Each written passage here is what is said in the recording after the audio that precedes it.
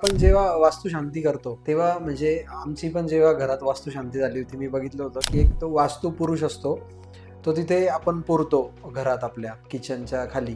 तर त्याचं काय महत्व आहे ते म्हणजे मला त्यावेळेस विचारायचं राहून गेलं होतं त्यांना. हो, डेफिनेटली. जसं मी म्हटलं, आपण सगळे आपले जे पंचतत्व आहेत, प्रत्येकाला आपण देव मानतो, आपण पूजा करतो. बरोबर. तसं वास्तू जे आहे, वास्तुपुरुष हे देवता आहे, ज्याचं आपण म्हणू हेडची जी पोझिशन आहे ती नॉर्थ ईस्टला असते ओके. आणि पायाची जी पोझिशन असते ती साऊथ वेस्टला असते. तर आता याच्यात कसं आहे, जसं तुम्ही म्हणालात, म्हणजे मी परीक्षण तर केलं नाही त्यामुळे मी 100% सांगू शकत नाही. किचनमध्ये पुरण्याची पद्धत अशी नाही.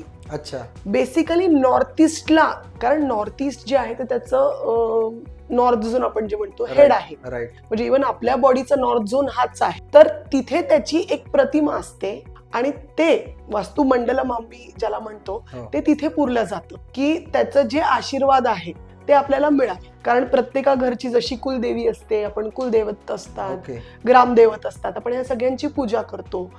किंवा बऱ्याच वेळा आपण ऐकलंय घरी आजी वगैरे बोलताना की चांगलं बोलावं, पॉझिटिव्ह बोलावं. वास्तू नेहमी तथास्तु म्हणत असते. हा, मग त्यासाठी त्या वास्तूचे जे आशीर्वाद आहेत ते एक बॅलन्स्ड असावे सगळ्या एनर्जीज, त्याच्यासाठी ही पूजा. आणि म्हणून ते यंत्र तिथे पुरलं जातं, ते नॉर्थ ईस्टला.